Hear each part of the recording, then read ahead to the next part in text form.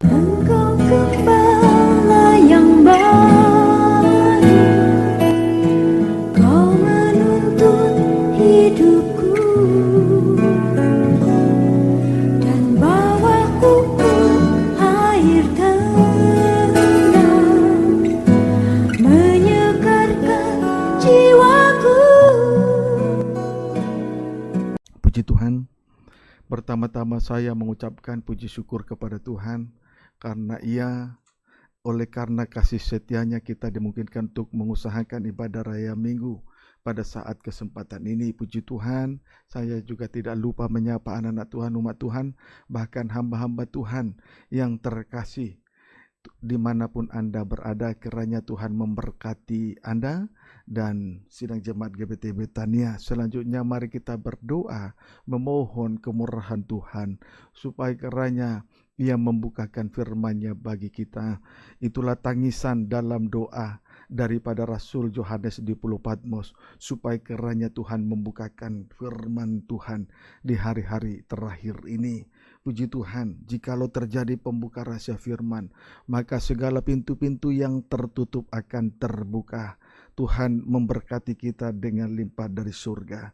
Puji Tuhan, segera kita sambut firman penggembalaan untuk ibadah raya minggu dari Wahyu pasal yang ke-12 ayat 3 sampai ayat 3. Wahyu 12 ayat yang ketiga. Demikianlah firman Tuhan. Maka tampaklah suatu tanda yang lain di langit. Dan lihatlah seekor naga merah padam yang besar, berkepala 7 dan bertanduk 10. Dan di atas kepalanya ada 7 mahkota. Puji Tuhan. Tampaklah suatu tanda yang lain di langit. Ya. Tampaklah suatu tanda yang lain di langit, yaitu seekor naga merah padam yang besar. Puji Tuhan, namun tanda ini tidaklah lebih besar seperti pada ayat 1, suatu tanda besar di langit. Puji Tuhan, suatu tanda besar di langit. Seorang perempuan yang berselubungkan matahari dengan bulan di bawah kakinya dan sebuah mahkota dari 12 bintang di atas kepalanya. Puji Tuhan, haleluya. Sebenarnya seekor naga merah padam yang besar adalah ular yang ada di Taman Eden dan yang pernah memperdayakan Adam dan istrinya.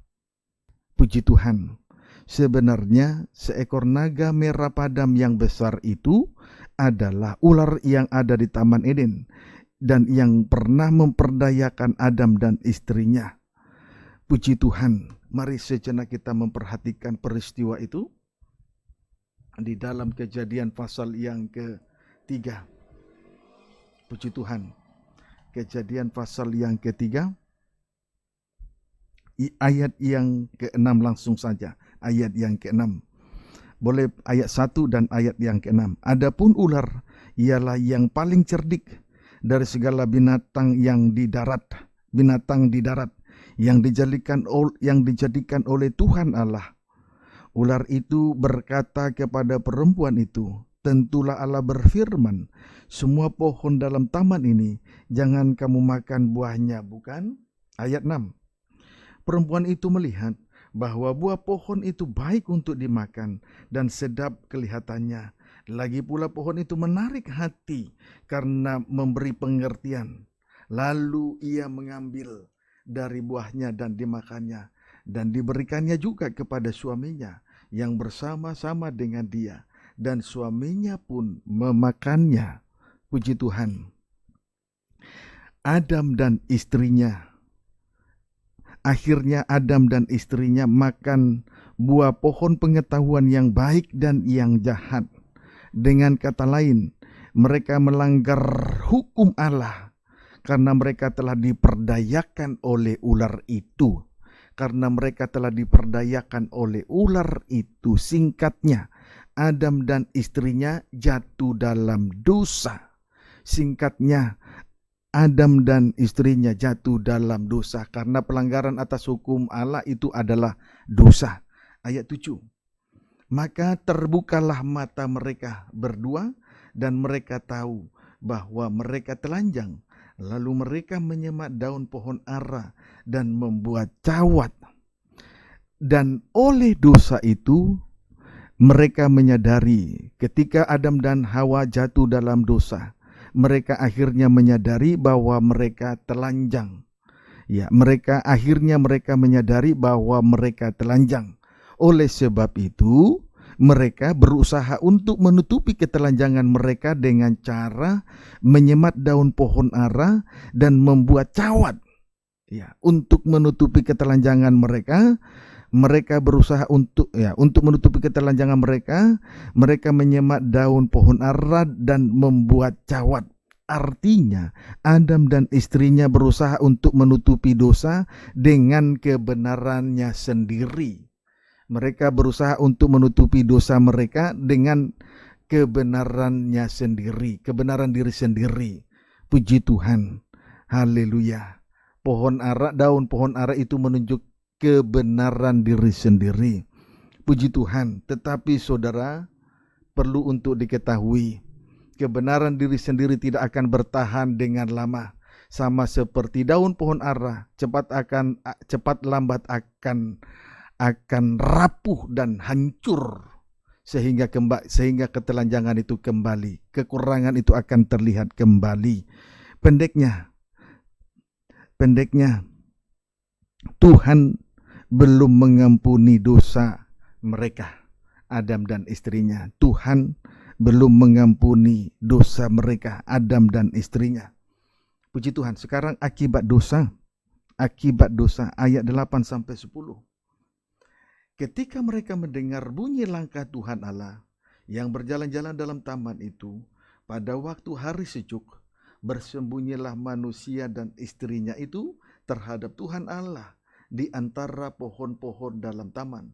Tetapi Tuhan Allah memanggil manusia itu dan berfirman kepadanya, "Di manakah engkau?" Ayat 10, ia menjawab, "Ketika aku mendengar bahwa engkau ada dalam taman ini, aku menjadi takut karena aku telanjang. Sebab itu aku bersembunyi." Puji Tuhan. Adam dan istrinya, di sini kita melihat akibat dosa. Adam dan istrinya penuh dengan ketakutan, penuh dengan kekhawatiran, penuh dengan rasa cemas. Amin, saudaraku. Puji Tuhan, ada Adam dan istrinya penuh dengan ketakutan, penuh dengan kekhawatiran, penuh dengan kecemasan. Puji Tuhan. Jadi orang yang takut, orang yang khawatir akan masa depan dan hidupnya, orang yang selalu hidup di dalam kecemasan, jelas itu menunjukkan bahwa manusia itu sudah jatuh dalam dosa. Dan akibat dosa, manusia penuh dengan ketakutan, penuh dengan kekhawatiran, penuh dengan kecemasan. Puji Tuhan. Haleluya. Nah, tanda kalau seseorang penuh dengan ketakutan, suka bersembunyi, termasuk suka menyembunyikan dosanya. Suka bersembunyi termasuk menyembunyikan dosanya. Amin, saudaraku. Di antara pohon-pohon. Puji Tuhan. Yang benar adalah harusnya bersembunyi di balik salib, supaya dosa itu tertutupi. Tetapi kalau bersembunyi di balik pohon-pohon, bukan dosa dari manusia itu yang tertutupi. Puji Tuhan. Sebaliknya, manusia itu akan menutupi dosanya dengan kebenaran diri sendiri. Kiranya dapat dipahami dengan baik. Puji Tuhan. Lanjut ayat 11-13. Firman-Nya, "Siapakah yang memberitahukan kepadamu bahwa engkau telanjang? Apakah engkau makan dari buah pohon yang kularang engkau makan itu?" Manusia itu menjawab, "Perempuan yang kutempatkan di sisiku, dialah yang memberi dari buah pohon itu kepadaku, maka ku makan." Kemudian berfirmanlah Tuhan Allah kepada perempuan itu, "Apakah yang telah kau perbuat ini?" Jawab perempuan itu, "Ular itu yang memperdayakan aku, maka ku makan." Puji Tuhan.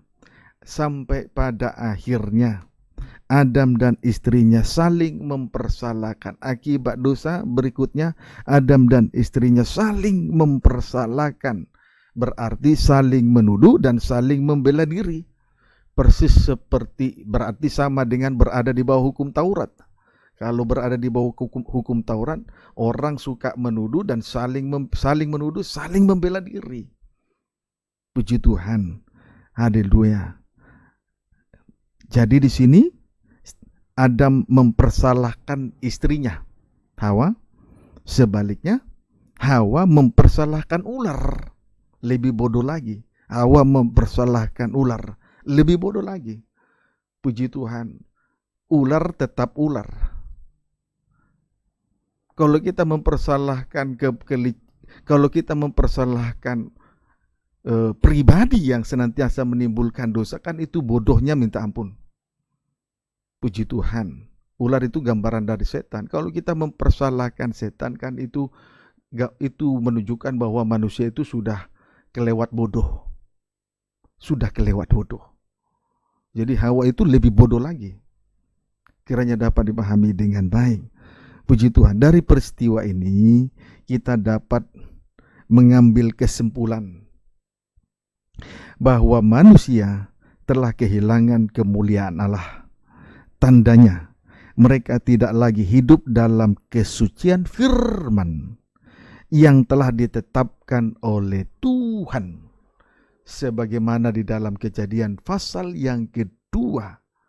Setelah Tuhan membentuk manusia dan istrinya itu, selanjutnya Tuhan Allah menempatkan mereka di Taman Eden dengan satu tujuan, untuk mengusahakan dan memeliharakan taman di Eden.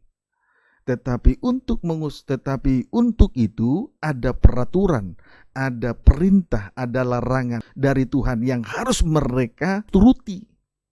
Jadi untuk mengusahakan dan memelihara ibadah dan pelayanan ini, ada aturan yang harus kita turuti. Ada perintah, ada larangan yang harus kita turuti. Kiranya dapat dipahami dengan baik.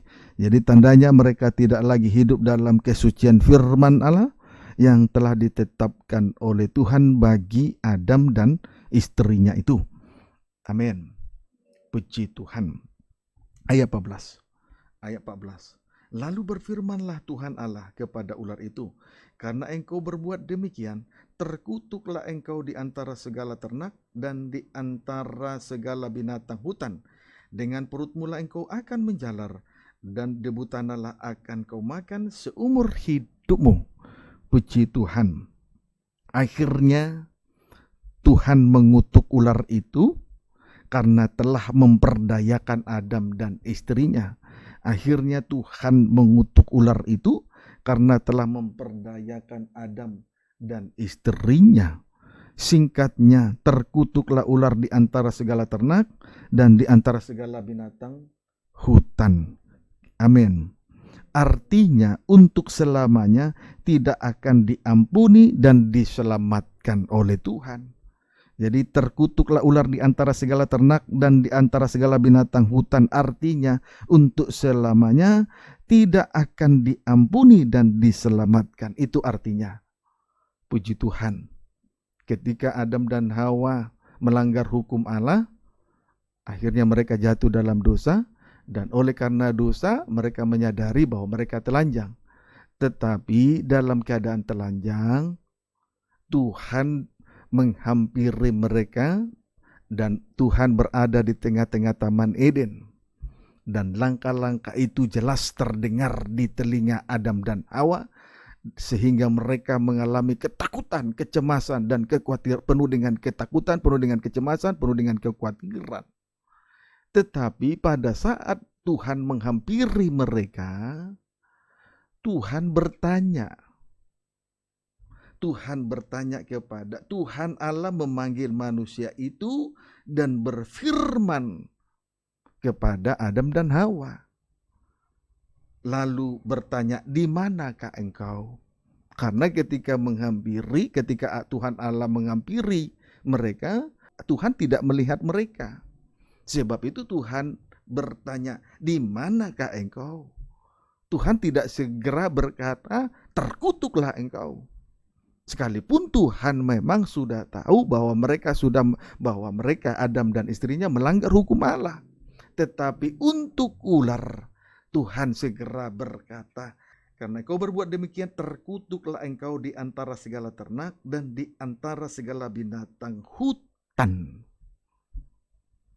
Artinya untuk selamanya tidak akan diampuni dan diselamatkan. Amin. Mari kita lihat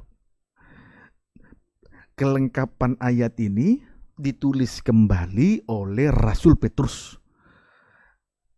2 Petrus 2 ayat yang keempat.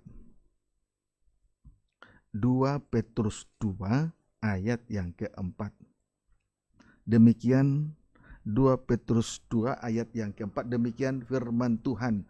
Jikalau Allah tidak menyayangkan malaikat-malaikat yang berbuat dosa, tetapi melemparkan mereka ke dalam neraka, dan dengan demikian menyerahkannya ke dalam gua-gua yang gelap untuk menyimpan mereka sampai hari penghakiman. Puji Tuhan. Saudaraku, malaikat-malaikat yang berbuat dosa tidak mendapat pengampunan. Sebab Tuhan tidak menyayangkan malaikat-malaikat itu, manakala malaikat-malaikat itu jatuh dalam dosa, Tuhan tidak menyayangkannya. Jadi malaikat-malaikat yang berbuat dosa tidak mendapat pengampunan. Namun malaikat akan dilemparkan ke dalam neraka. Kalau malaikat jatuh dalam dosa akan dilemparkan dalam neraka. Amin, saudaraku. Berarti malaikat yang jatuh dalam dosa tidak mendapat pengampunan. Puji Tuhan. Melainkan malaikat yang jatuh dalam dosa ini akan berubah menjadi iblis atau setan. Dan untuk sementara waktu, iblis atau setan ini akan disimpan dalam gua-gua sampai tiba hari penghakiman. Mereka akan dilemparkan ke dalam api neraka. Amin, saudaraku. Tuhan memang tidak menyayangkan malaikat-malaikat, apalagi kalau jatuh dalam dosa, tidak akan diampuni.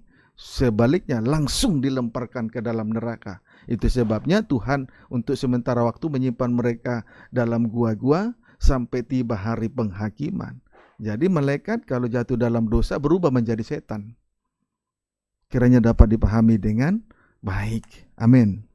Lebih jelas Yudas 6. Yudas pasal 6. Dan bahwa ia menahan malaikat-malaikat yang tidak taat pada batas-batas kekuasaan mereka, tetapi yang meninggalkan tempat kediaman mereka, dengan belenggu abadi di dalam dunia kekelaman, sampai penghakiman pada hari besar. Puji Tuhan, malaikat-malaikat yang tidak taat berubah menjadi setan. Mereka dibelenggu di dalam dunia kekelaman sampai hari penghakiman. Puji Tuhan. Malaikat-malaikat yang tidak taat ini akan berubah menjadi setan. Mereka dibelenggu di dalam dunia kekelaman sampai tiba hari penghakiman.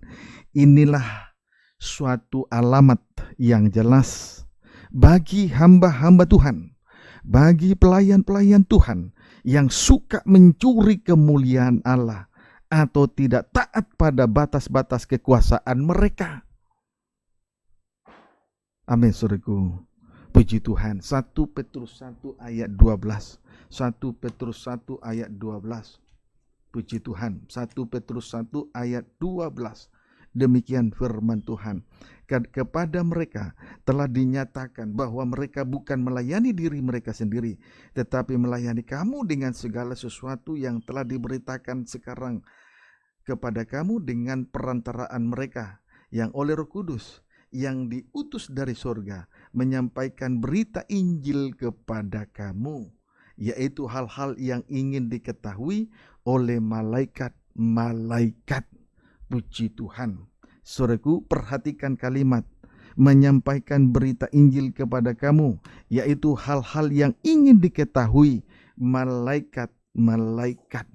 Jadi saudaraku, artinya malaikat-malaikat sangat mendambakan berita Injil, yaitu berita tentang pribadi Yesus dengan lengkap, sama dengan mengharapkan pengampunan dosa bila mereka jatuh dalam dosa. Mengharapkan berita Injil sama dengan mengharapkan pengampunan oleh darah salib. Tapi bagi malaikat-malaikat hal itu tidak akan terjadi. Karena sudah sejak semula Allah mengutuk ular yang telah memperdayakan Adam dan istrinya. Jadi mengharapkan berita Injil sama artinya mengharapkan pengampunan oleh darah salib. Tapi bagi malaikat itu tidak akan terjadi lagi. Sebab itu kalau malaikat-malaikat meninggalkan batas atau kedudukan mereka, dengan lain kata mencuri kemuliaan, sehingga oleh karena itu mereka jatuh dalam dosa, mereka segera dilemparkan ke dalam api neraka.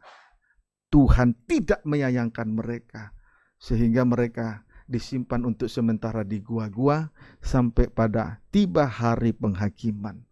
Lalu mereka sudah pasti dilemparkan ke dalam api neraka. Puji Tuhan. Singkatnya, ular yang memperdayakan Adam dan istrinya di Taman Eden sekarang usianya sudah mencapai 2000 tahun lebih.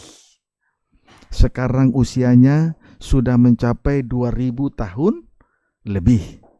Berarti sudah sangat tua. Sehingga predikatnya pun berubah menjadi seekor naga merah padam yang besar. Begitulah ceritanya secara singkat. Amin.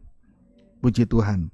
Berarti sudah sangat tua sehingga predikatnya, julukannya pun berubah dari hanya sekedar ular berubah menjadi seekor naga merah padam yang besar. Puji Tuhan. Predikat atau julukan itu pun berubah. Puji Tuhan. Amin, saudaraku. Anak-anak Tuhan juga begitu. Dari lahir baru, kemudian kanak-kanak rohani, setelah akil balik disebut dewasa rohani. Puji Tuhan. Kiranya dapat dipahami dengan baik. Jadi semakin tua, julukan pun, predikat pun akan berubah. Kiranya dapat dipahami dengan baik. Amin. Puji Tuhan. Seekor naga merah padam yang besar. Mari kita lihat arti dari strip pertama, seekor naga.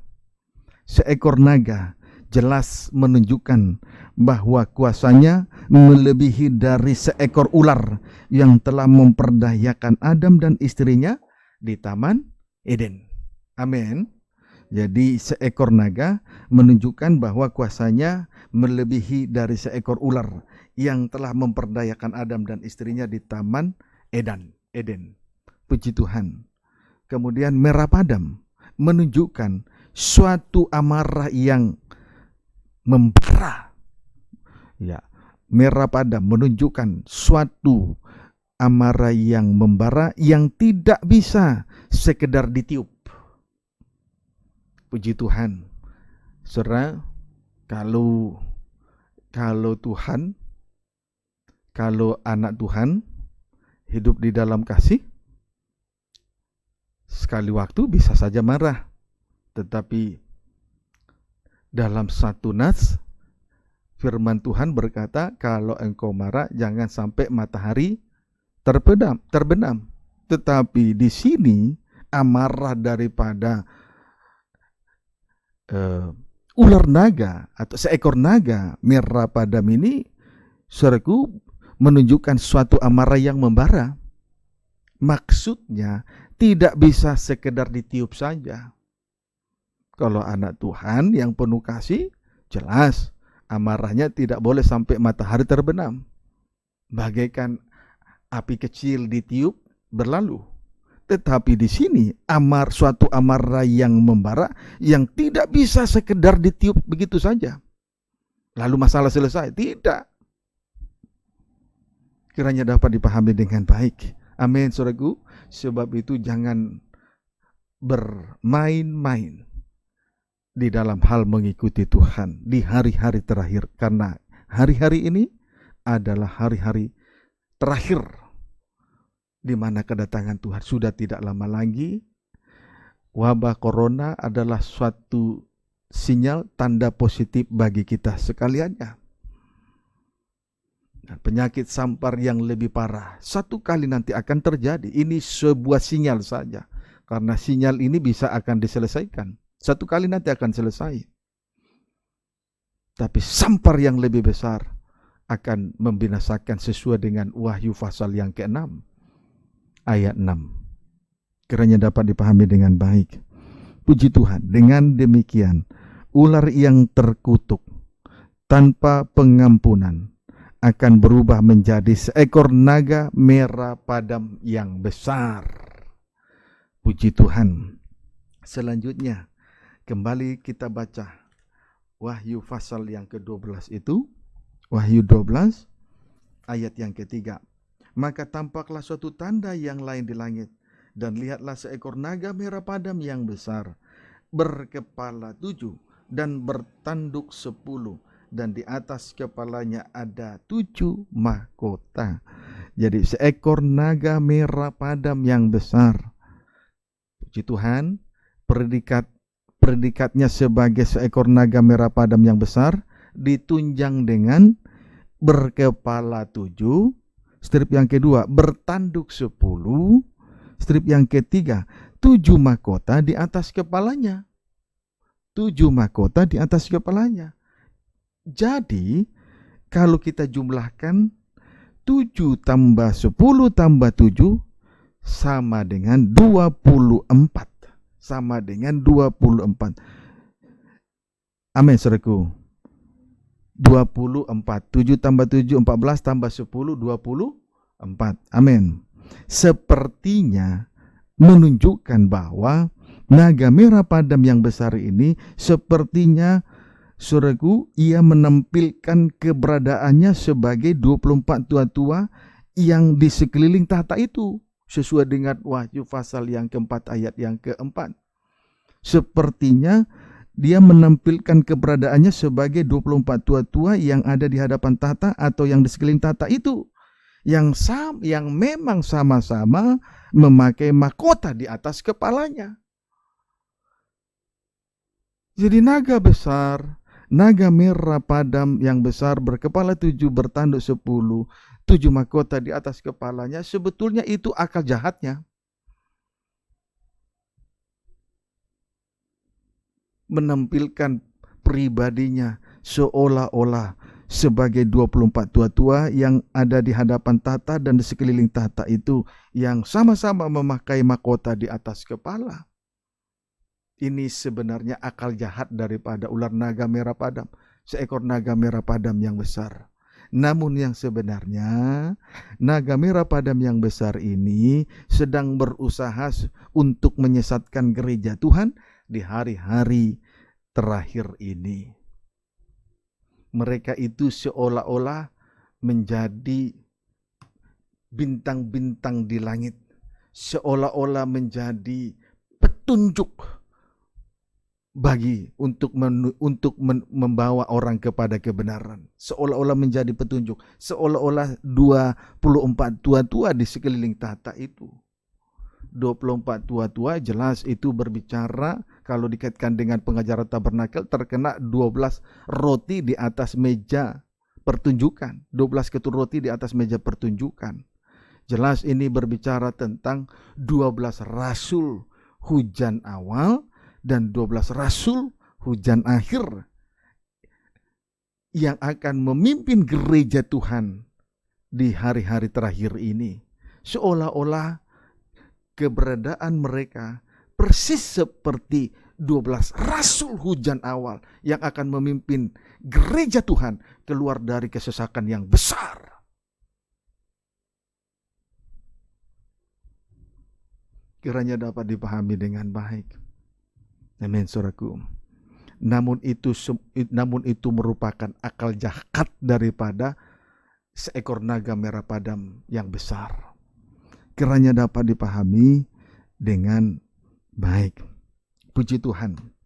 Jadi yang sebenarnya naga merah padam yang besar ini sedang berusaha untuk menyesatkan gereja Tuhan di hari-hari terakhir ini. Mari kita lihat tentang penyesatan di dalam Markus pasal 9. Markus pasal 9 ayat 43 sampai dengan ayat 48. Demikian firman Tuhan. Siapa yang menyesatkan orang tentang garam? Puji Tuhan. Boleh saya baca ayat 42 mulai. Barang siapa menyesatkan salah satu dari anak-anak kecil yang percaya ini, lebih baik baginya jika sebuah batu kilangan diikatkan pada lehernya, lalu ia dibuang ke dalam laut.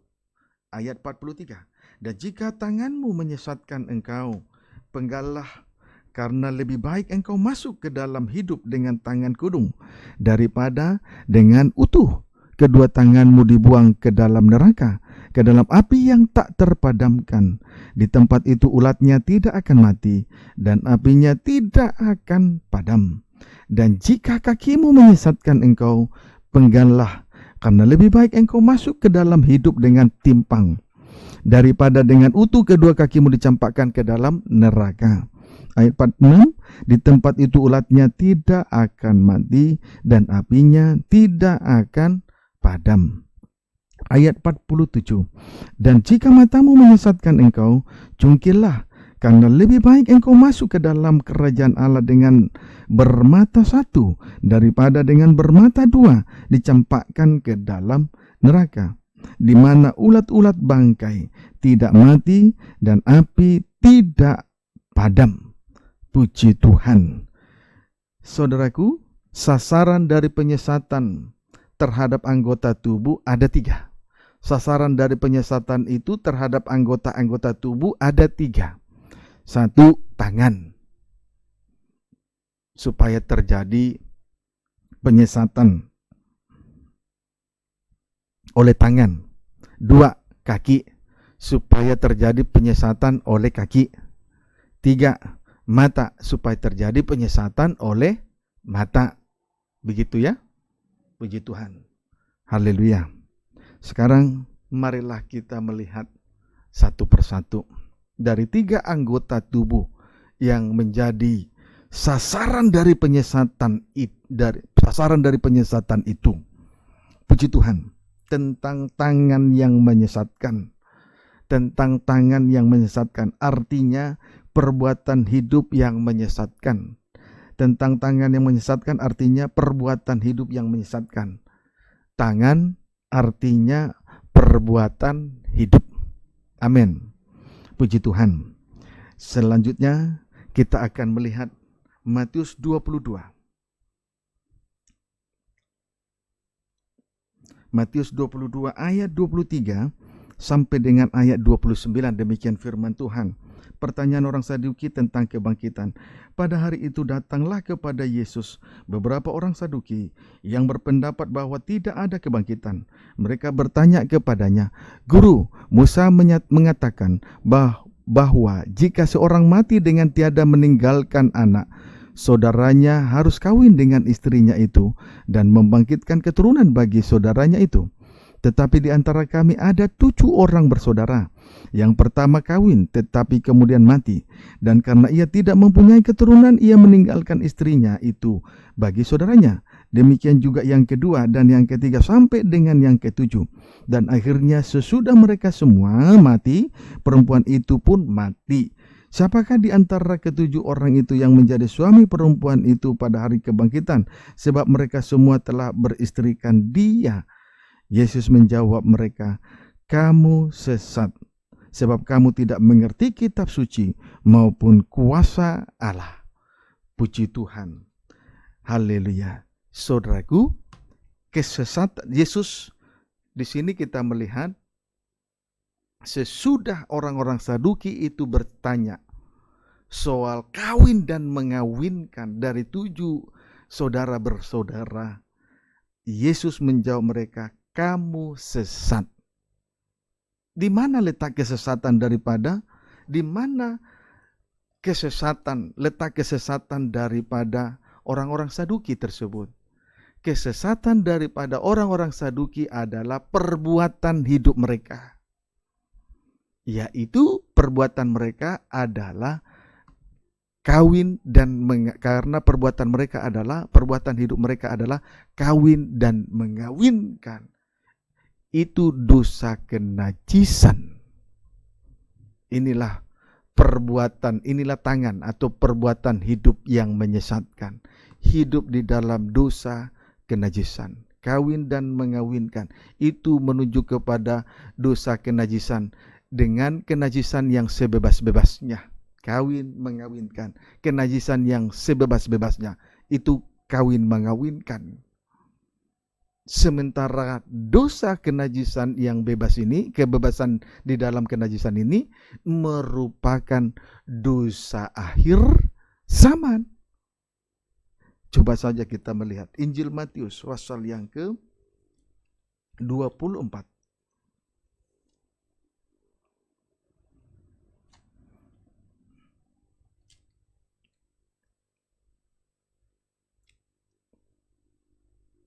Ayat 37 sampai 39.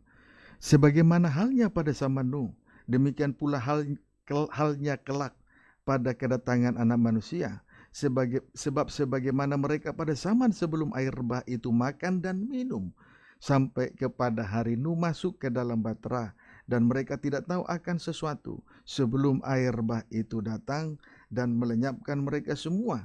Demikian pula lah halnya kelak pada kedatangan manusia.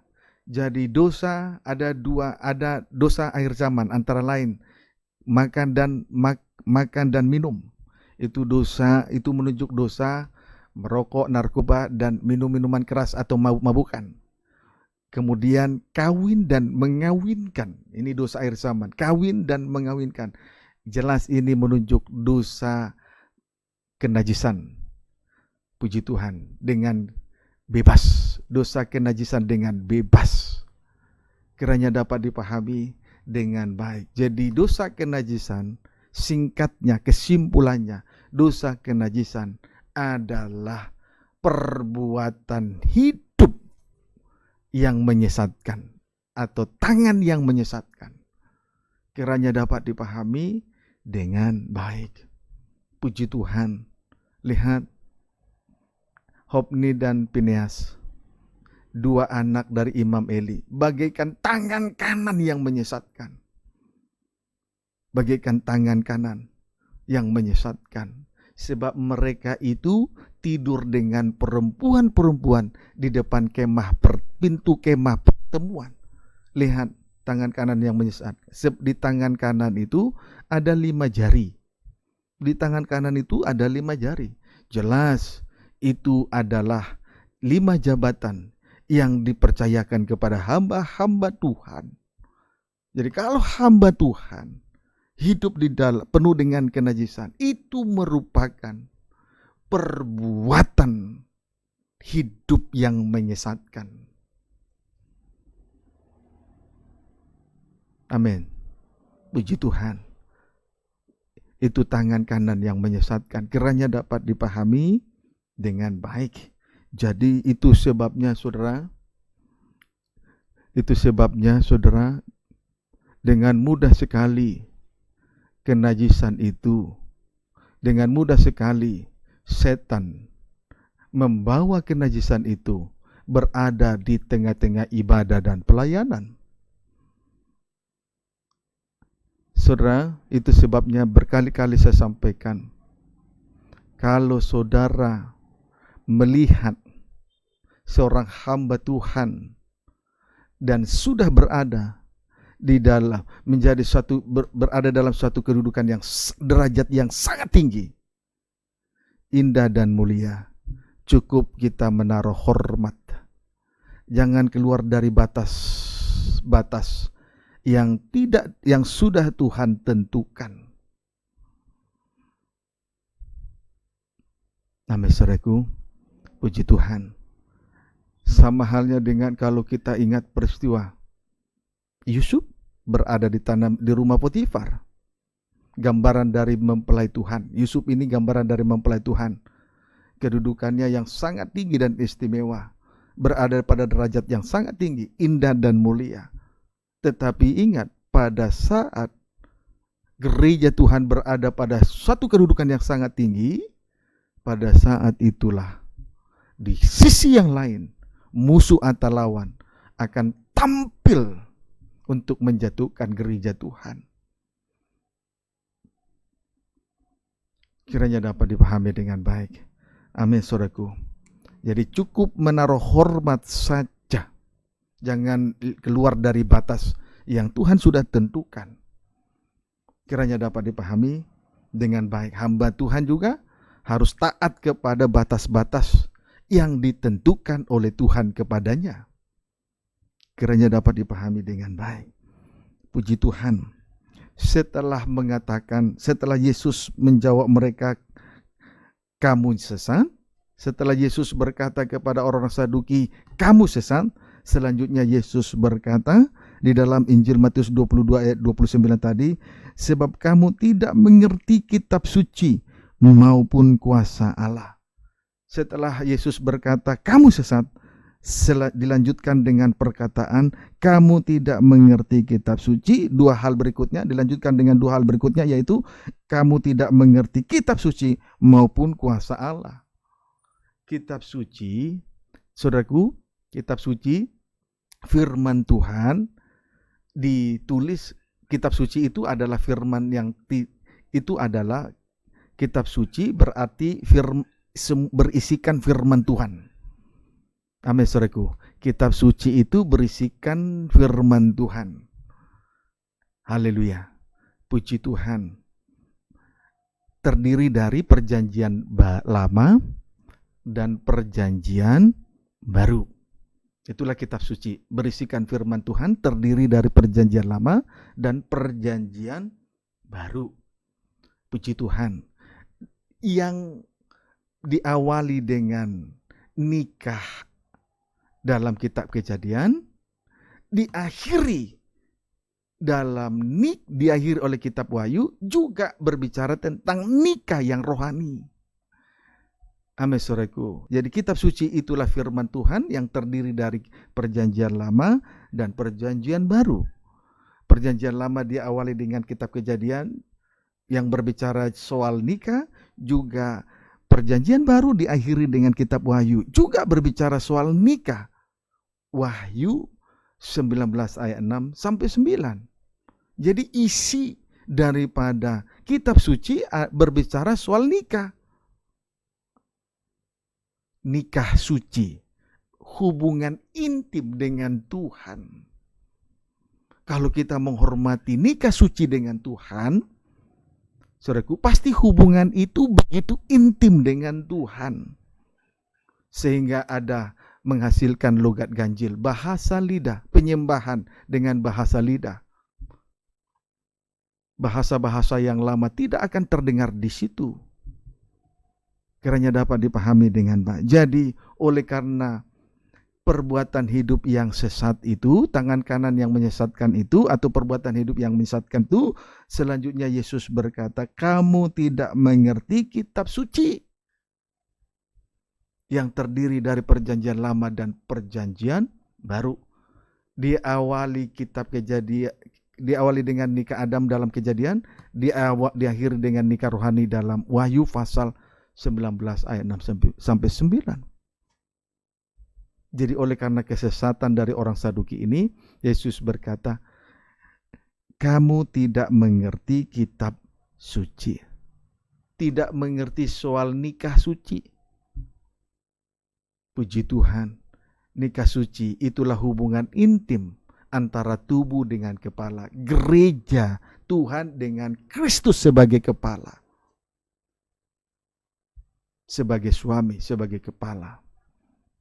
Kiranya dapat dipahami dengan baik. Kemudian tidak mengerti kitab suci maupun kuasa Allah. Kuasa Allah jelas itu menunjuk salib Kristus. Sementara Saudaraku, kitab suci dari awal sampai akhir, Kejadian sampai Wahyu, atau sama dengan dari Alfa sampai dengan Omega, di antara jembat yang menjadi jembatannya adalah salib Kristus. Jadi kalau perbuatan hidup menyesatkan karena kenajisan, maka terang saja Tuhan berkata, kamu tidak mengerti kitab suci maupun kuasa Allah. Sebab kuasa Allah itu menunjuk salib yang menjadi penghubung antara Kejadian sampai Wahyu, Alfa sampai Omega, awal sampai akhir.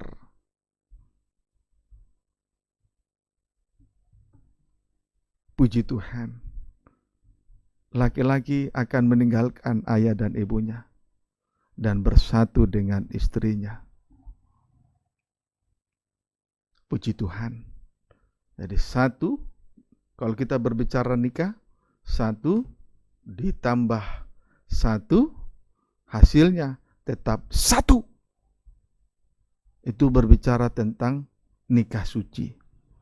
Penghubungnya adalah salib, supaya hasilnya tetap satu. Tetapi karena perbuatan hidup daripada orang-orang Saduki sesat, selanjutnya Tuhan berkata, kamu tidak mengerti kitab suci maupun kuasa Allah. Amin. Puji Tuhan.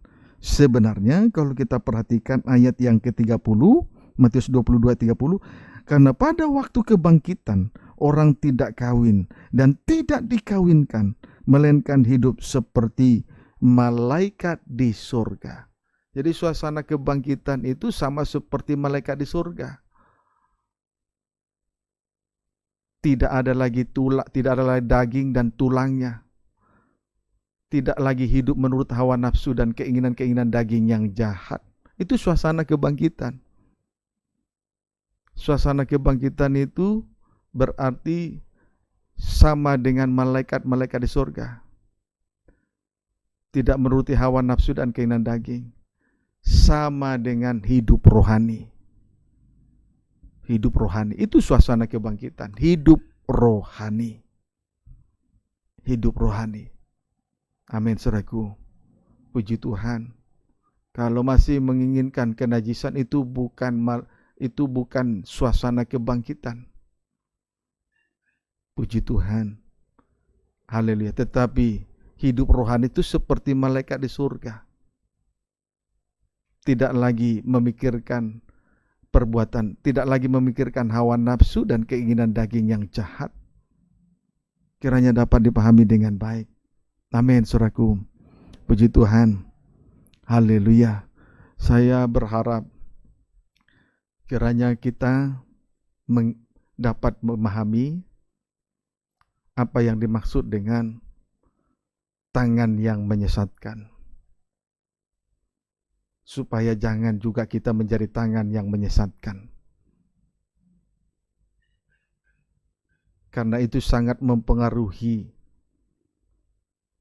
iklim dari ibadah pelayanan itu sendiri. Mempengaruhi situasi, kondisi yang ada di tengah ibadah pelayanan itu sendiri. Puji Tuhan. Kalau saudara renungkan, setelah kenajisan-kenajisan yang ada selama ini, berapa banyak orang yang mundur,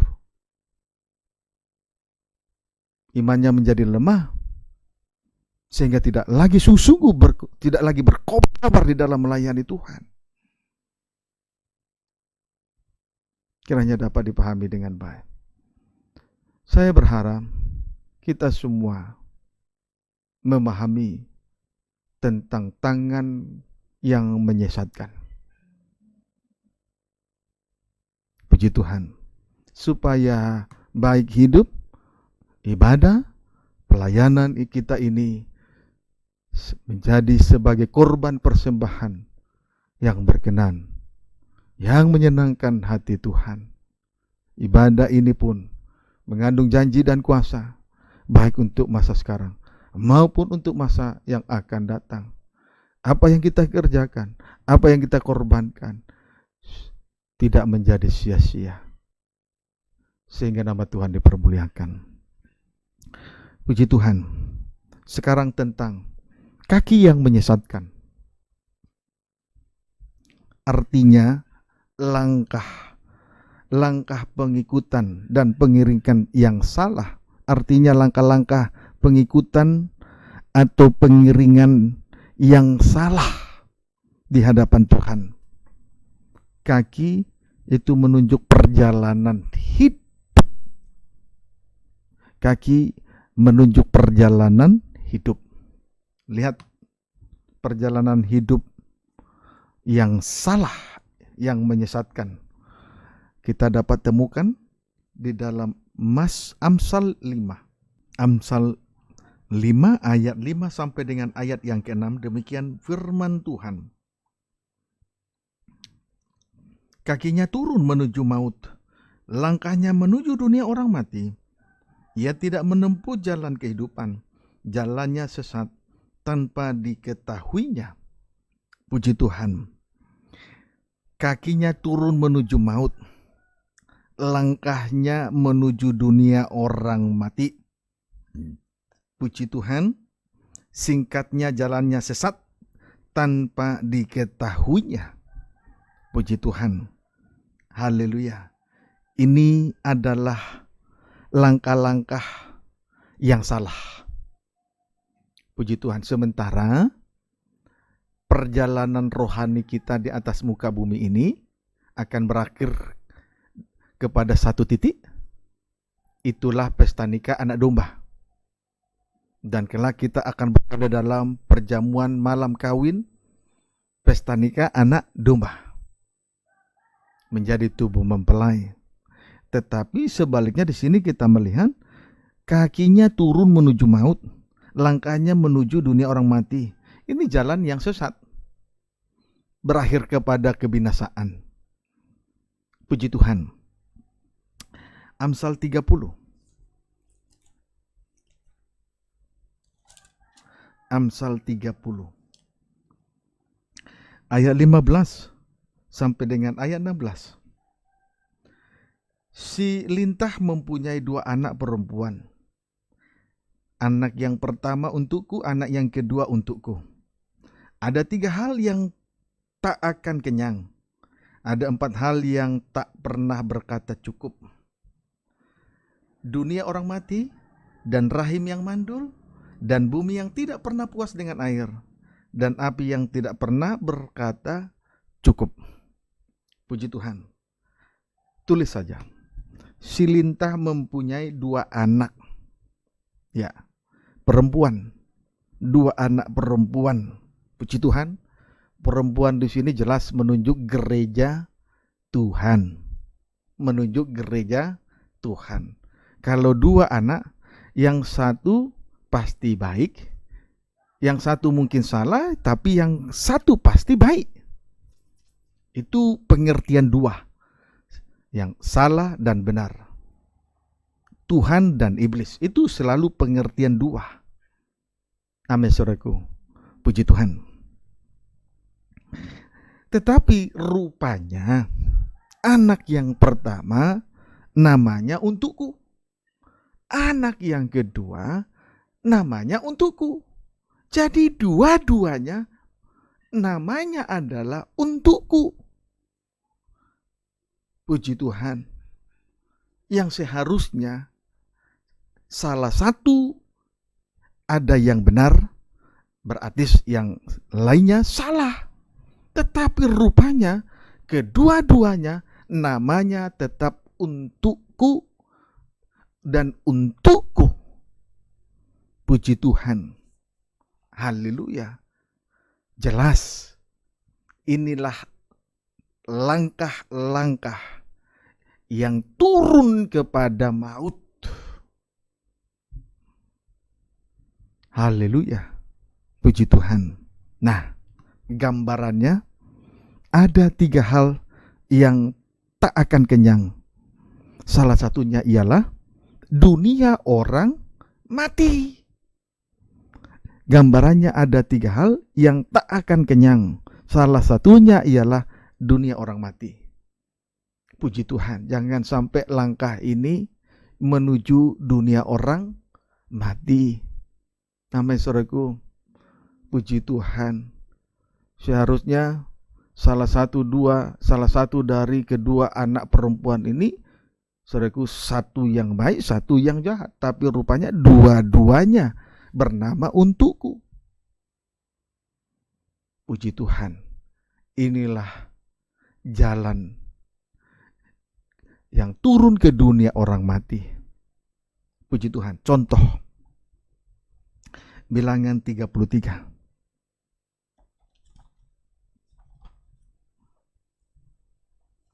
Bilangan 16. Ayat 33. Puji Tuhan. Saudaraku, untuk kita ada bagiannya, tapi untuk Tuhan juga ada bagiannya. Puji Tuhan. Kalau semuanya adalah untukku, inilah langkah yang menuju kepada dunia orang mati. Puji Tuhan. Kiranya dapat dipahami dengan baik. Bilangan 16 ayat 33. Demikian firman Tuhan. Demikianlah ayat 31 mulai ya. Baru saja ia selesai mengucapkan segala perkataan itu, Musa selesai mengucapkan perkataan itu, maka terbelahlah tanah yang di bawah mereka, dan bumi membuka mulutnya, dan menelan mereka dengan seisi rumahnya, dan dengan semua orang yang ada pada Korah, dan dengan segala harta milik mereka. Demikianlah mereka dengan semua orang yang ada pada mereka, turun hidup-hidup ke dunia orang mati. Dan bumi menutupi mereka, sehingga mereka binasa dari tengah-tengah jemaah itu. Puji Tuhan. Singkatnya, Korah dan koleganya turun ke kolega dan keluarganya, turun ke dunia orang mati. Korah dan kroni-kroninya serta keluarganya hidup-hidup turun ke dunia orang mati. Tentu ada sebab sehingga langkah-langkah itu turun ke dunia orang mati. Mari kita selidiki lebih jauh dan lebih seksama dalam Bilangan 16 ayat 1 sampai dengan ayat 3. Demikian firman Tuhan. Pemberontakan Korah, Datan dan Abiram. Ayat 1. Korah bin Yisar bin Kehat bin Lewi beserta Datan dan Abiram anak-anak Eliab dan On bin Pelet, ketiganya orang Ruben, mengajak orang-orang untuk memberontak melawan Musa beserta 250 orang Israel, pemimpin-pemimpin umat itu, yaitu orang-orang yang dipilih oleh rapat, semuanya orang-orang yang kenamaan. Maka mereka berkumpul mengerumuni Musa dan Harun, serta berkata kepada keduanya, sekarang cukuplah itu, segenap umat itu adalah orang-orang kudus, dan Tuhan ada di tengah-tengah mereka. Mengapakah kamu meninggikan diri di atas jemaah Tuhan? Puji Tuhan. Terlebih dahulu kita lihat ayat 1-3. Korah serta Datan, Abiram dan On, ketiganya adalah suku Ruben. Ya, Korah itu suku Lewi, serta Datan, Abiram dan On, ketiganya adalah suku Lewi, beserta 250 orang kenamaan. Mereka itu memberontak kepada Musa. Amin. Ayat 8 sampai dengan ayat 10. Demikian firman Tuhan. Lalu berkatalah Musa kepada Korah, cobalah dengar, hai orang-orang Lewi, belum cukupkah bagimu bahwa kamu dipisahkan oleh Allah Israel dari umat Israel dan diperbolehkan mendekat kepadanya, supaya kamu melakukan pekerjaan pada kemah suci Tuhan dan bertugas bagi umat itu untuk melayani mereka. dan hanya engkau diperbolehkan, dan bahwa engkau diperbolehkan mendekat bersama-sama dengan semua saudaramu Bani Lewi. Dan sekarang mau pula kamu menuntut pangkat imam lagi? Puji Tuhan, mereka yang telah diberi kesempatan untuk mendekat kepada Tuhan, tujuannya supaya mereka melakukan pekerjaan di dalam ruangan suci, berarti memperhatikan 3 macam alat di dalam ruangan suci, kemudian melayani umat Israel. Puji Tuhan. Tetapi masih saja mereka itu menuntut pangkat imam lagi. Inilah langkah-langkah yang turun ke dunia orang mati. Suka memberontak, menuntut pangkat imam lebih dari yang dipercayakan oleh Tuhan. Puji Tuhan. Haleluya. Sebetulnya Tuhan itu sudah mengangkat Bani Lewi untuk mendekat kepada Tuhan dengan satu tujuan, melayani dan berada di ruangan suci, memperhatikan 3 macam alat secara khusus. Kemudian melayani umat Tuhan. Pendeknya sudah diasingkan dari dunia ini. Puji Tuhan. Seharusnya lebih daripada cukup. Tetapi rupanya mereka memberontak, Korah memberontak, mengajak Datan, Abiram, dan On, serta 250 yang orang-orang kenamaan yang dipilih dari antara umat itu, hanya karena menuntut pangkat imam. Tidak ada rasa puas, tidak ada rasa cukup, tidak ada rasa kenyang dengan apa yang sudah dipercayakan oleh Tuhan. Sebenarnya ibadah yang disertai dengan rasa cukup akan memberi keuntungan yang besar. Amin. Bagi kita, asal ada makanan dan pakaian, cukuplah.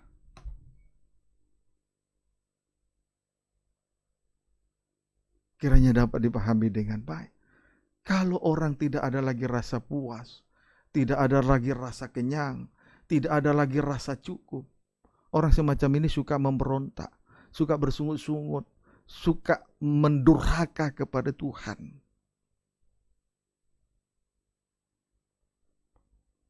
Saudara, pelayan-pelayan Tuhan, hamba-hamba Tuhan, sudah diasingkan oleh Tuhan. Itu sudah lebih daripada cukup. Persamaannya, asal ada makanan, asal ada pakaian, cukuplah.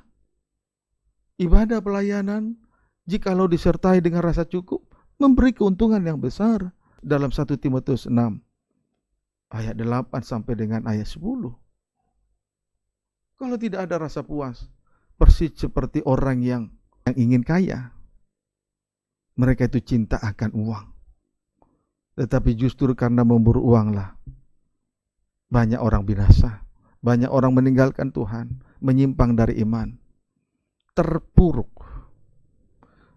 lahir batin. Puji Tuhan. Inilah langkah-langkah yang turun menuju ke dunia orang mati. Sama seperti Korah dan keluarganya, beserta kroni-kroninya, hidup-hidup turun ke dunia orang mati. Jangan kita sama seperti si lintah,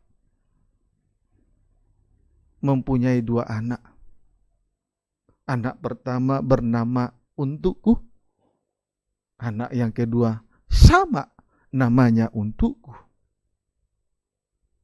Tapi dasar lintah, maka keturunannya pun tetap namanya untukku dan untukku. Kutuk nenek moyang akan tetap turun. Hati-hati dengan rentenir, pemirsa, anak-anak Tuhan, umat Tuhan, yang suka mencari riba di tengah-tengah pasar, di keramaian kota, di mana saja. Hati-hati, kutuk nenek moyang itu akan tetap turun. Sama halnya dengan kenajisan, akan turun. Kiranya dapat dipahami dengan baik. Puji Tuhan. Haleluya. Mulai sekarang belajar untuk mengerti, menyerahkan diri untuk Tuhan. Jangan selalu untukku dan untukku. Bagian Tuhan juga ada. Bagian manusia juga ada. Amin, saudaraku. Haleluya. Kiranya dapat dipahami dengan baik. Puji Tuhan. Belajar mencukupkan diri. Asal ada makanan dan pakaian, cukuplah. Ibadah yang disertai rasa cukup memberi keuntungan yang besar. Kiranya dapat dipahami dengan baik. Kemudian, puji Tuhan, selanjutnya,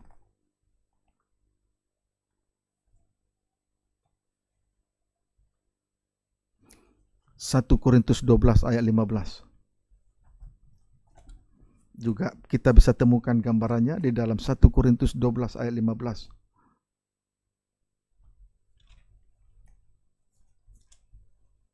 Satu Korintus 12 ayat 15, demikian firman Tuhan. Pembacaan ayat 14 mulai. Karena tubuh juga tidak terdiri dari satu anggota, tetapi atas banyak anggota. Puji Tuhan. Andai kata kaki berkata, karena aku bukan tangan, aku tidak termasuk tubuh. Jadi benarkah ia tidak termasuk tubuh? Puji Tuhan. Ini adalah gambaran dari salah satu anggota tubuh yang masih memiliki rasa iri dan roh cemburu, yang menginginkan satu kedudukan yang lebih tinggi lagi, yang sama seperti Korah dan kroni-kroninya. Nah, saudaraku, ini jelas merusak kesatuan tubuh Kristus. Ini langkah-langkah yang menuju kepada dunia orang yang mati. Kiranya dapat dipahami dengan baik. Lihat, Korah yang berbuat salah, tetapi istri dan anaknya, kerab dan yang orang-orang yang terdekat dengan dia, juga turut menanggung akibatnya. Kalau hamba Tuhan juga melangkah, mengikuti Tuhan dengan langkah-langkah yang menyesatkan, tidak tertutup kemungkinan sidang jemaat, imam-imam, pelayan-pelayan Tuhan, kesimpulannya orang-orang yang terdekat dengan dia akan juga mengalami nasib yang sama.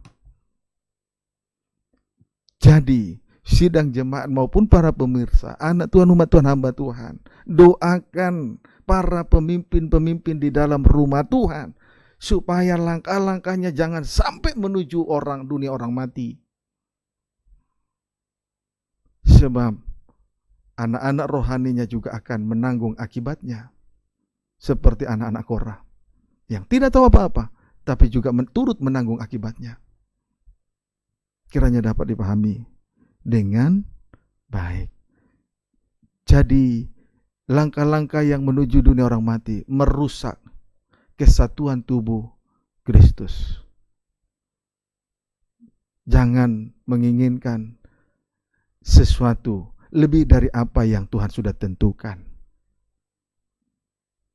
Bersyukur dengan kedudukan yang dipercayakan oleh Tuhan. Sebagai kaki, tidak perlu iri dengan tangan yang lebih tinggi kedudukannya. Tuhan jauh lebih tahu menempatkan anggota-anggota tubuh Kristus. Tidak perlu bersungut-sungut. Miliki rasa cukup. Jangan seperti lintah darat. Akhirnya keturunannya juga untukku dan untukku. Perempuan, dua perempuan. Perempuan itu berbicara tentang gereja Tuhan. Kiranya dapat dipahami dengan baik. Sekarang tentang mata yang menyesatkan. Tentang mata yang menyesatkan. Puji Tuhan. artinya tentang terang yang menyesatkan. Tentang mata yang menyesatkan, artinya tentang terang yang menyesatkan, artinya terang yang menyesatkan. Jelas ini menunjuk kepada terang yang menyesatkan. Sebab mata sama dengan pelita, sama dengan terang dunia. Itu sebabnya mata kedudukannya jauh lebih tinggi dari seluruh anggota-anggota tubuh yang lain untuk menerangi seluruh anggota tubuh. Amin. Puji Tuhan. 2 Korintus 11 ayat 13 sampai 15.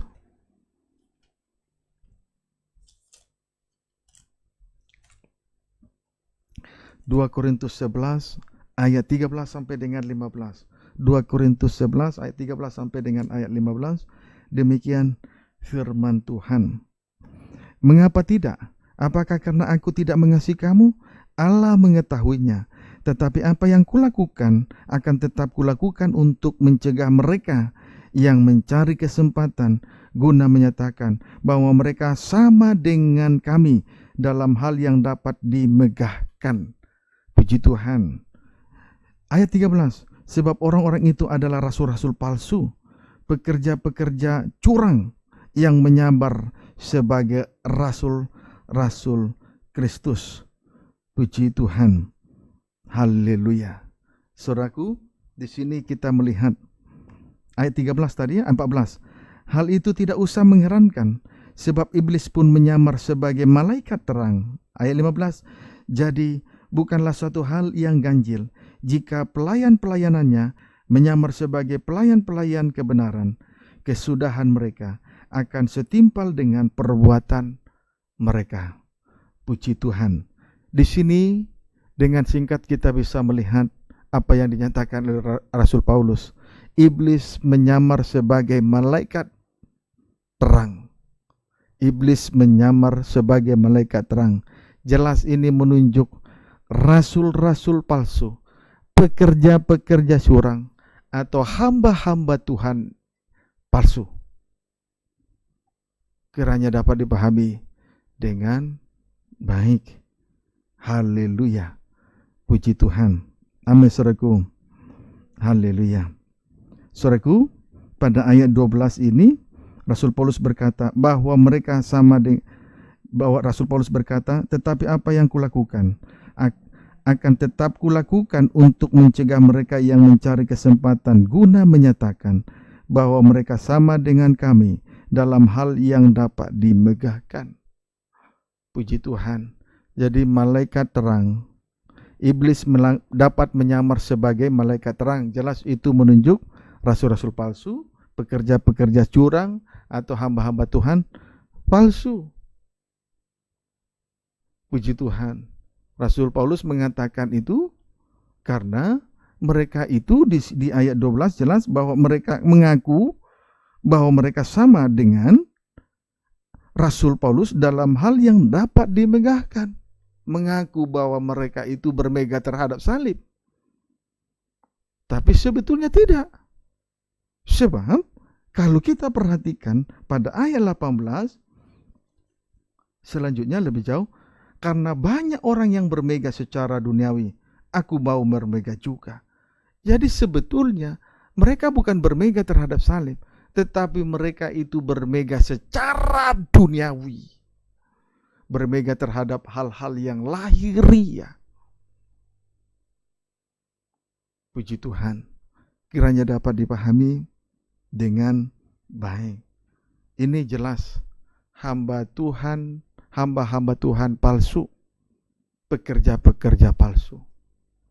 Kalau hanya bermegah dengan hal-hal yang duniawi, di dalamnya perkara-perkara lahiriah, perkara di bawah, berarti dia adalah pekerja-pekerja, pelayan-pelayan Tuhan yang palsu. Kiranya dapat dipahami dengan baik. Lihat sebagai contoh Injil Matius 23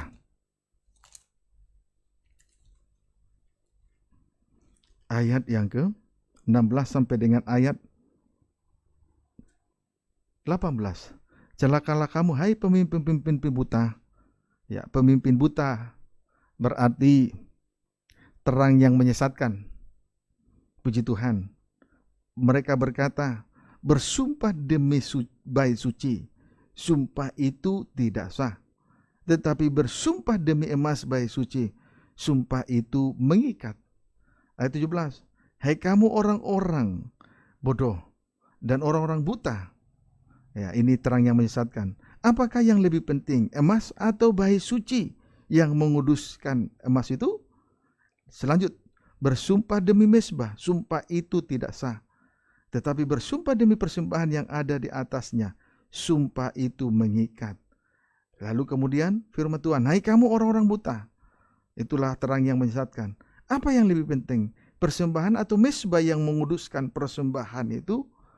Kesimpulannya, ahli-ahli Taurat dan orang-orang Farisi adalah terang yang menyesatkan. Sebab mereka disebut pemimpin-pemimpin buta. Mengapa mereka disebut terang yang menyesatkan? Karena ahli-ahli Taurat dan orang-orang Farisi melayani Tuhan, berada dalam ruangan suci, tetapi serta dipercayakan untuk membawa korban dan mempersembahkannya di atas mezbah, tetapi mereka terikat dengan perkara lahiriah, perkara-perkara yang ada di dalam dunia ini. Inilah pemimpin-pemimpin buta, terang yang menyesatkan. Amin, saudaraku. Pemimpin buta sama artinya terang yang menyesatkan. Haleluya. Puji Tuhan. Saudara, kalau pemimpin buta, maka orang yang dipimpinnya juga akan jatuh dalam lubang yang sama. Orang buta memimpin orang buta akan jatuh ke dalam lubang yang sama. Camkanlah. Jangan kita keras hati lagi terhadap pengajaran firman Allah yang kita terima di malam ini, maupun para pemirsa dimanapun Anda berada. Kiranya dapat dipahami dengan baik. Amin, saudaraku. Puji Tuhan. Ini terang yang menyesatkan. Haleluya. Kemudian kita boleh melihat juga terang yang menyesatkan ini. Terang yang menyesatkan ini kesimpulannya mengabaikan kesucian dan juga mengabaikan korban Kristus. Puji Tuhan, mengabaikan kesucian dan mengabaikan korban Kristus. Puji Tuhan. Lebih jauh Matius 7, terang yang menyesatkan. Matius 7 ayat 15. Demikian firman Tuhan. Hal pengajaran yang sesat. Waspadalah terhadap nabi-nabi palsu yang datang kepadamu dengan menyamar. Menyamar. Tadi malaikat, iblis menyamar sebagai malaikat terang. Demikian juga nabi palsu menyamar seperti domba, tetapi sesungguhnya mereka adalah serigala yang buas. Di sini kita melihat serigala menyamar seperti serigala berbulu domba. Itulah nabi-nabi palsu. Serigala berbulu domba, inilah nabi-nabi palsu. Mereka menyamar seperti domba. Puji Tuhan. Haleluya. Di mana praktek penyamaran mereka? Di ayat 22. Mereka sibuk melakukan 3 perkara, yaitu bernubuat demi nama Tuhan. 1, bernubuat demi nama Tuhan. 2, mengusir setan demi nama Tuhan. 3, mengadakan banyak mukjizat demi nama Tuhan. Tetapi sayangnya mereka mengabaikan ayat 21, yaitu mereka mengabaikan apa yang terdapat di ayat 21, yaitu tidak melakukan kehendak Bapa di surga. Sama dengan mengabaikan salib Kristus. Untuk yang kesekian kali saya sampaikan, sekalipun mukjizat terjadi, 1.000.000 kali terjadi mukjizat depan mata, kalau salib diabaikan, mukjizat itu tidak ada artinya. Termasuk mukjizat kesembuhan, mukjizat kesembuhan. termasuk tanda-tanda heran. Tidak ada artinya. Bernubuat, menyampaikan firman, tapi mengabaikan salib, mengecilkan salib, kehendak Allah, diabaikan. Tidak ada artinya. Puji Tuhan. Itu sebabnya nabi-nabi palsu itu disebut serigala berbulu domba, menyamar seperti malaikat terang. Sebetulnya mereka adalah pekerja-pekerja palsu. Kiranya dapat dipahami dengan baik. Lanjut kita melihat lebih terang Filipi pasal 3 ayat 2 sampai 3. Filipi pasal 3 ayat 2 sampai 3.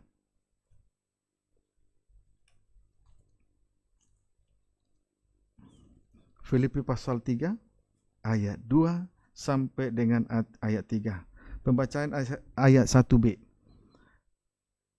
Menuliskan hal ini lagi kepadamu tidaklah berat bagiku dan memberi kepastian kepadamu. Ayat 2. Hati-hatilah terhadap anjing-anjing.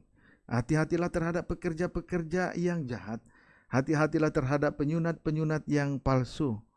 Karena kitalah orang-orang bersunat yang beribadah oleh Roh Allah dan bermegah dalam Kristus Yesus dan tidak menaruh percaya kepada hal-hal lahiriah. Puji Tuhan. Jadi saudaraku, pekerja palsu, itulah iblis yang menyamar sebagai malaikat terang, sama dengan anjing-anjing, sama dengan pekerja-pekerja yang jahat, sama dengan penyunat-penyunat yang palsu. Disebutlah mereka itu anjing-anjing, juga disebut dengan pekerja-pekerja yang jahat, juga disebut penyunat-penyunat yang palsu. Puji Tuhan. Karena sesungguhnya orang-orang yang bersunat, orang-orang yang beribadah oleh Roh Allah, dan yang berbeda dalam Kristus Yesus, tidak menaruh percaya pada hal-hal lahiriah. Amin, saudaraku. Puji Tuhan. Kiranya dapat dipahami dengan baik. Jadi pemimpin-pemimpin buta adalah terang yang menyesatkan.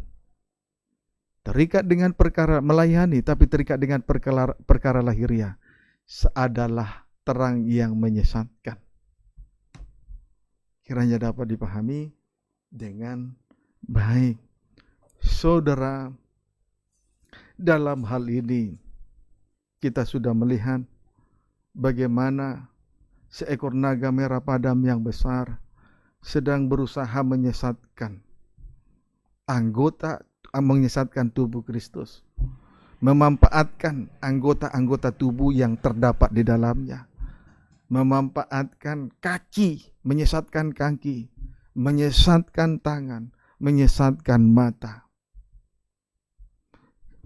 Ini merupakan anggota tubuh yang begitu fatal, cukup mempengaruhi kesatuan tubuh Kristus. Kiranya dapat dipahami dengan baik. Itu sebabnya kalau kita melihat di sini tampilannya seekor naga merah padam yang besar ini, tampilannya seolah-olah sama seperti 24 tua-tua yang duduk di hadapan atau di sekeliling tata anak domba. Jelas tua-tua menunjuk 12 rasul hujan awal dan 12 rasul hujan akhir. 12 rasul hujan akhir akan menuntun, membawa gereja Tuhan keluar dari kesesakan yang besar. Seolah-olah seperti itu penampilan mereka.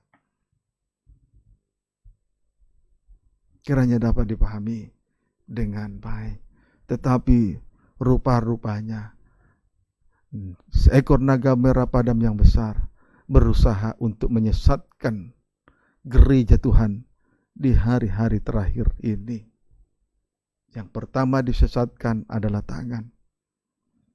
Perbuatan yang menyesatkan itu dosa kenajisan. Puji Tuhan. Kemudian kaki yang menyesatkan.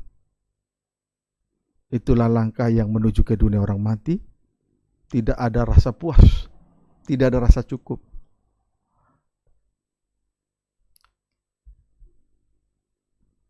Ibadah yang sebetulnya ibadah yang disertai rasa cukup akan memberi keuntungan yang besar.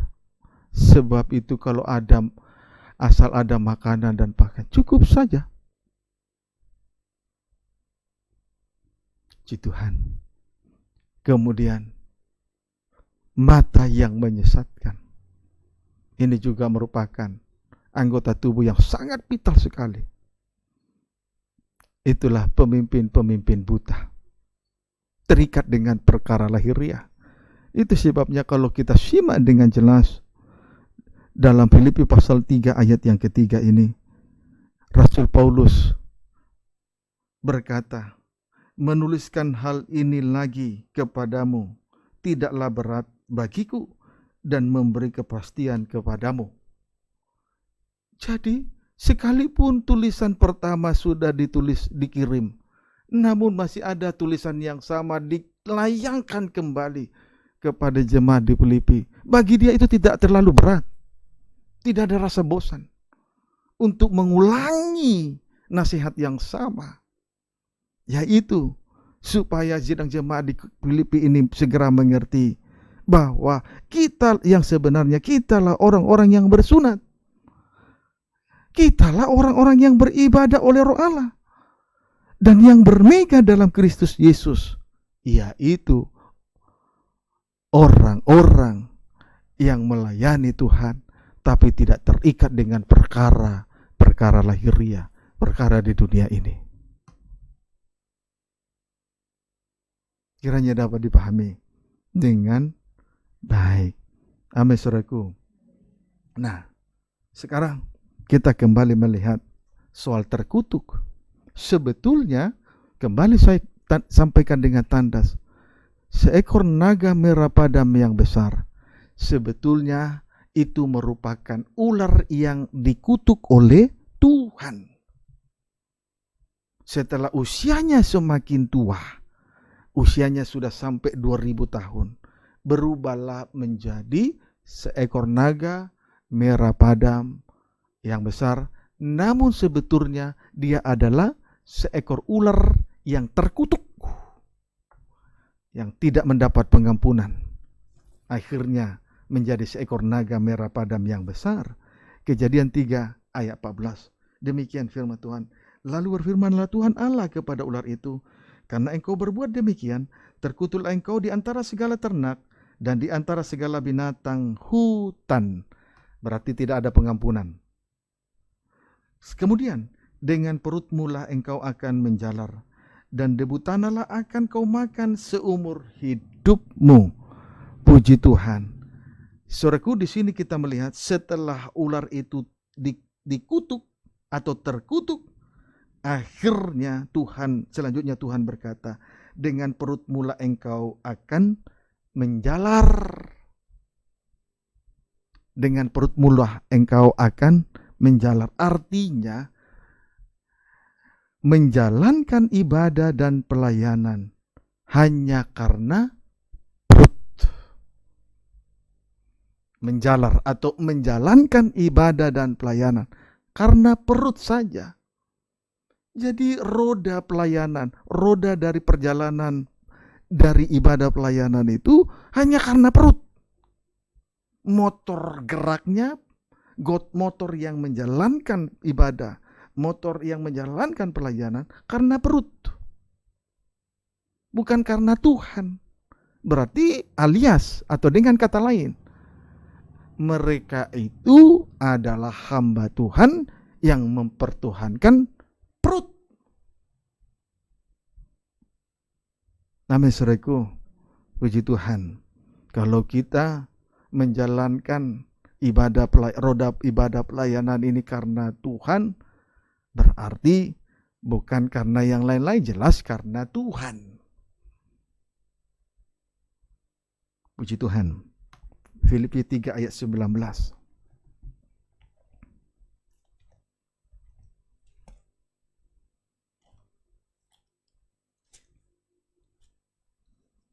Hati-hati ya. Kita harus tahu mana hamba Tuhan yang terkutuk, mana hamba Tuhan yang bukan terkutuk. Simak, perhatikan dengan seksama, dengan sungguh-sungguh. Jangan mengabaikan apa yang Tuhan sampaikan malam ini. Mari belajar seperti Yusuf, menghormati hukum Allah setinggi-tingginya. Dan ia pun menghormati nikah suci setinggi-tingginya. Sehingga Tuhan oleh kekudusannya memakai dia dalam pekerjaan yang mulia. Puji Tuhan. Filipi pasal 3. Ayat 19 demikian firman Tuhan. Kesudahan mereka ialah kebinasaan. Tuhan mereka ialah perut mereka. Kemuliaan mereka ialah aib mereka. Pikiran mereka semata-mata tertuju kepada perkara dunia. Saudaraku, lihat hamba Tuhan yang terkutuk. Perut mereka, Tuhan mereka adalah perut mereka. Kemudian, kemuliaan mereka ialah aib mereka.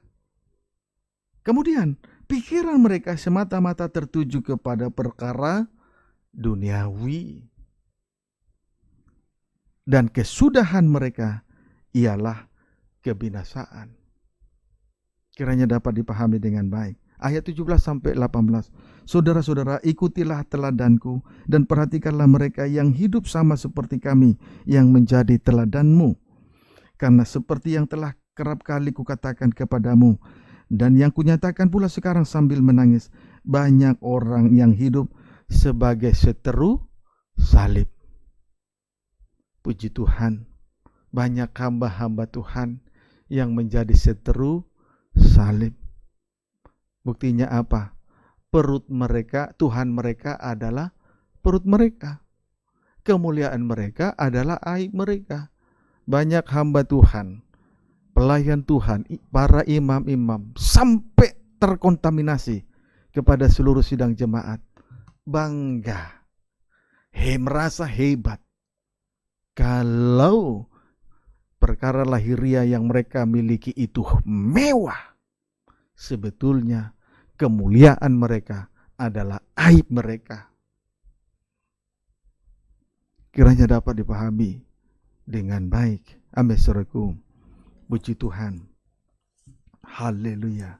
Saudaraku, di dalam Ayub 1 ayat 7, iblis menjelajah dunia ini untuk menghakimi dan menyesatkan dunia ini. Amin, saudaraku. Iblis menjelajah dunia ini untuk menghakimi dan menyesatkan dunia ini. Puji Tuhan. Dan akhirnya atas izin Tuhan, iblis pun menghakimi, mendakwa Ayub. Karena Ayub pada akhirnya atas seizin Tuhan dihakimi, didakwa oleh iblis, sehingga ia harus kehilangan harta kekayaannya. Tidak berhenti sampai di situ, ia juga harus kehilangan anak-anaknya. Dan yang terakhir, Ayub juga mengalami penderitaan yang hebat oleh bara yang busuk dari batu kepala sampai ujung kakinya. Puji Tuhan. Haleluya. Amin, saudaraku. Haleluya. Sebab iblis sedang berusaha untuk menyesatkan sebanyak-banyaknya orang. Karena ia tidak mau ia sendirian berada di dalam api neraka untuk selama-lamanya. 1 Petrus 5 ayat 8, demikian firman Tuhan. Sadarlah dan berjaga-jagalah, lawanmu si iblis berjalan keliling sama seperti singa yang mengaum-ngaum dan mencari orang yang dapat ditelannya. Jadi sama, Ayub 1 dengan ayat 7 sama dengan 2 Petrus 5 ayat 8. Jadi saudaraku, di sini dikatakan sadarlah dan berjaga-jagalah. Mengapa Petrus menuliskan hal itu dengan tegas? Alasannya adalah Karena si seteru, lawan atau musuh, itulah iblis, berjalan keliling sama seperti singa yang mengaum-ngaum dan mencari orang yang dapat ditelannya. Tetapi ingat, Rasul Paulus menuliskan hal yang sama untuk yang kedua kali, untuk memberi suatu kepastian bahwa Rasul Paulus berkata, kitalah orang yang beribadah, kitalah orang yang tidak bersunat, kitalah orang yang melayani karena roh Allah, karena tidak terikat dengan perkara lahiriah.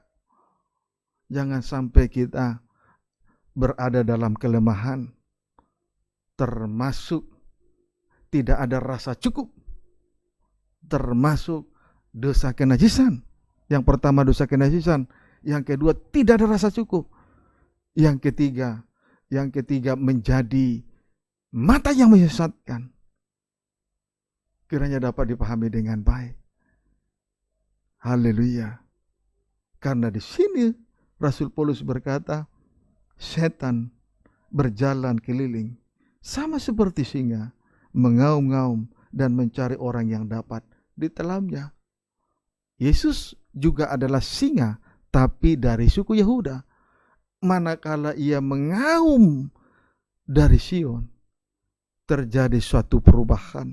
Manusia nafsani berubah menjadi manusia rohani. Tetapi di sini setan akan mengaum-ngaum, akan membawa suatu ajaran yang sesat, dan dia akan menelan orang yang dapat ditelan, orang yang lemah. Itulah yang orang yang masih berada dalam kenajisannya, orang yang langkah-langkahnya menuju dunia orang mati, dan orang yang terakhir, yang ketiga, mata pemimpin-pemimpin yang buta, mata yang menyesatkan, terikat dengan perkara lahiriah. Di atas tadi saya sudah sampaikan, iblis juga datang menghadap tahta Allah. Setelah dia mengelilingi dunia ini, dia datang kepada Tuhan. Lalu dia berbincang-bincang soal Ayub. Lalu Tuhan berkata, silahkan, asal jangan ambil nyawanya. Jadi oleh karena iblis ini, si penyesat ini, banyak anak-anak Tuhan mengalami penderitaan yang hebat. Hati-hati, dia akan mengaum. Dia akan mengaum-ngaum dan mencari orang yang dapat ditelannya. Amin, saudaraku. Puji Tuhan. Hati-hati dengan segala jenis kelemahan, termasuk tangan yang menyesatkan, kaki yang menyesatkan, dan mata yang menyesatkan. Ayat 9. Lawanlah dia dengan iman yang teguh, sebab kamu tahu bahwa semua saudaramu di seluruh dunia menanggung penderitaan yang sama seperti yang dia alami oleh Ayub. Kalau kita hendak kuat, kalau kita tidak kuat, maka kita akan sama seperti istri Ayub. Manakala semua itu hilang dari genggaman tangan, mulai dari harta, benda kekayaan, termasuk anak-anaknya, sampai pada akhirnya penderitaan yang begitu hebat, sereku bara yang berbau busuk. Pada saat itulah istri Ayub tidak sanggup lagi menahan hatinya, sehingga Ayub sendiri mengatakan bahwa dia berbicara seperti perempuan gila, tidak tahu mengucap syukur kepada Tuhan. Banyak orang saat terberkati, saat limpah harta kekayaan, bisa datang beribadah dan melayani, atau dengan lain kata mengucap syukur. Tetapi saat mengalami ujian yang hebat, mengalami penderitaan yang hebat seperti anak-anak Tuhan di seluruh seantero dunia ini, banyak orang bersungguh-sungguh seperti istri Ayub. Puji Tuhan, hati-hati. Ular yang di Taman Eden hanya menyesatkan satu nikah. Tetapi di hari-hari terakhir ini, seekor naga merah padam yang besar bukan hanya menyesatkan satu nikah, seantero dunia ini. Sebab itu, lawanlah dia dengan iman yang teguh. Biar yang menjadi motor penggerak dari ibadah pelayanan ini adalah iman yang teguh. Iman kepada salib, bukan lagi kepada harta lahiriah. Kiranya dapat dipahami dengan baik. Amin, saudaraku. Puji Tuhan. Lawanlah dia dengan iman yang teguh. Puji Tuhan. Karena pada ayat 10, Allah sumber segala kasih karunia yang telah memanggil kamu dalam Kristus kepada kemuliaannya yang kekal, akan melengkapi, meneguhkan, menguatkan, dan mengokohkan kamu sesudah kamu menderita seketika lamanya. Puji Tuhan. Jadi Allah sumber segala kasih karunia memanggil kita di dalam Kristus kepada kemuliaan yang kekal sesudah mengalami penderitaan yang hebat. Tetapi pada saat kita mengalami penderitaan hebat, Allah juga memperlengkapi kita, meneguhkan, menguatkan, dan mengokohkan kita semua. Terpujilah Tuhan, kekal sampai selama-lamanya. Tuhan Yesus memberkati kita semua. Amin.